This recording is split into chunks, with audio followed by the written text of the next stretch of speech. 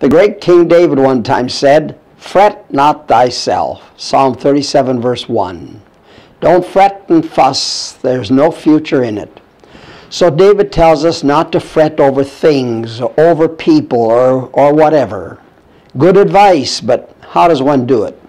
Well, the sweet singer of Israel tells us how to live just such a life.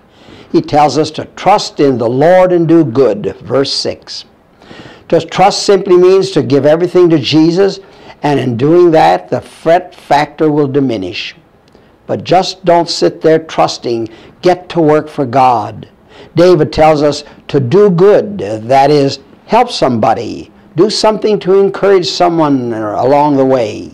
There are people all over the place who are struggling, who are going through deep waters, who may be at the point of perishing.